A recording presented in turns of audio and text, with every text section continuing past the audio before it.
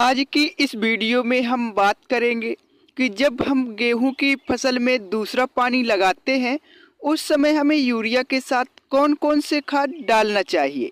किसान भाइयों, दूसरे पानी से मेरा मतलब यह है कि गेहूं की जब बुआई करते हैं उस समय पहला पानी लगाते हैं और बुआई के बाद जो पानी लगाते हैं उसको हम दूसरा पानी बोलते हैं।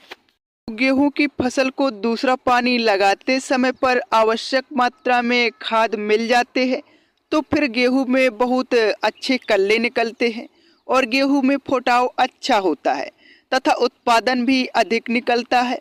लेकिन दूसरा पानी लगाते समय पर गेहूं को अगर किसी पोषक तत्व की कमी महसूस होती है तो फिर गेहूं में कल्ले बहुत ही कम निकलते हैं, गेहूं में फुटाव कम होगा और फुटाव कम होगा तो गेहूं में बालियों का भराव भी नहीं हो पाएगा और गेहूं का उत्पादन भी बहुत कम निकलेगा। तो वीडियो में हम आज की इसी टॉपिक पर बात करने वाले हैं। दूसरा पानी लगाते समय पर हमें कौन कौन से खाद कितनी मात्रा में डालना चाहिए। तो इसके लिए वीडियो को बिना स्किप किए अंत तक देखिए और चैनल पर नए हैं तो चैनल को सब्सक्राइब कीजिए। दूसरा पानी लगाते समय पर हमें कौन कौन से खादों का प्रयोग करना चाहिए।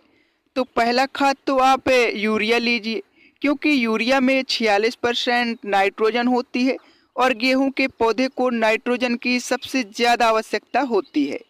क्योंकि अगर गेहूं के पौधे को समय पर नाइट्रोजन नहीं मिलेगी तो गेहूं के पत्ते पीले पड़ जाएंगे, गेहूं की ग्रोथ कम हो जाएगी और फुटाव भी कम होगा। हालांकि नाइट्रोजन की कमी को पूरा करने के लिए जब गेहूं की बुआई की जाती है उस समय पर एनपीके 12-32-16 और डीएपी 18-46 का प्रयोग भी किया जाता है।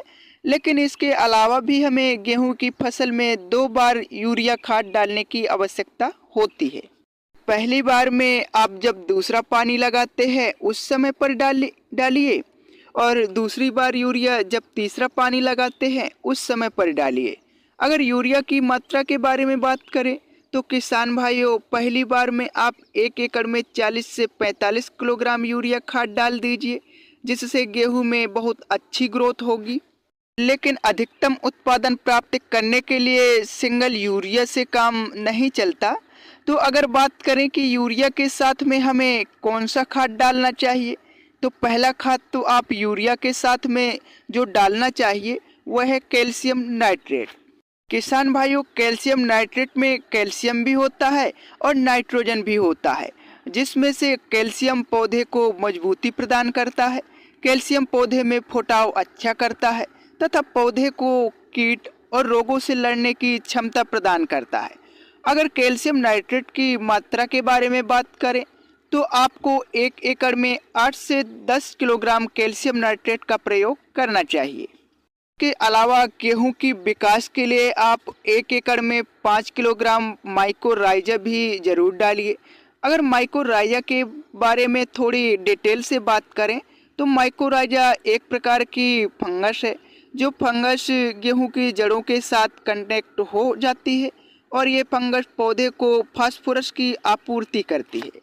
मतलब कि गेहूं की जड़ें जमीन में जहां तक जा सकती हैं वहां तक के पोषक तत्व को तो खुद ग्रहण कर लेती है, लेकिन जिस जगह पर गेहूं की जड़ें नहीं पहुंच पाती हैं उस जगह पर के पोषक तत्वों को माइकोराइजा लाकर जड़ों को प्रदान करती है, जिसकी वजह से जड़ों का विकास भी अच्छे तरीके से होता है और पौधे की ग्रोथ भी अच्छे तरीके से होती है।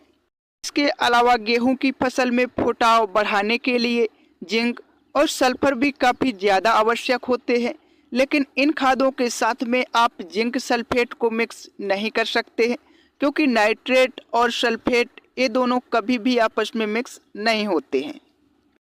अगर आप कैल्शियम नाइट्रेट डाल रहे हैं तो जिंक सल्फेट का आप स्प्रे कर सकते हैं, और अगर आप जिंक सल्फेट डालते हैं तो फिर कैल्शियम नाइट्रेट का स्प्रे कर सकते हैं।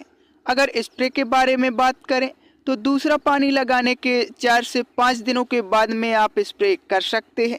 अगर जिंक सल्फेट का स्प्रे करते हैं तो उसकी मात्रा 500 ग्राम प्रति एकड़ रखना चाहिए, और अगर कैल्शियम नाइट्रेट का स्प्रे करते हैं तो उसकी मात्रा 1 किलोग्राम प्रति एकड़ तक रखनी चाहिए। तो किसान भाइयों, अगर आप इस वीडियो में बताई गई खादों का प्रयोग कर लेते हैं तो यकीनन तौर पर आपके गेहूं में फुटाव बहुत ही अच्छा होगा और गेहूं में ज़्यादा से ज़्यादा संख्या में बालियां निकलेंगी और गेहूं की उत्पादन भी अधिक निकलेगी।